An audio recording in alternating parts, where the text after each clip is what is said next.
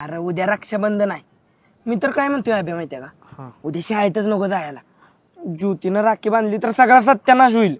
नाही मध्या, अरे मी तर म्हणतो जायलाच पाहिजे. बघ बघ, तिच्या मनात तर तू असशील का नाही तर नाही बांधायची राखी, आणि नसशील तर बांधल.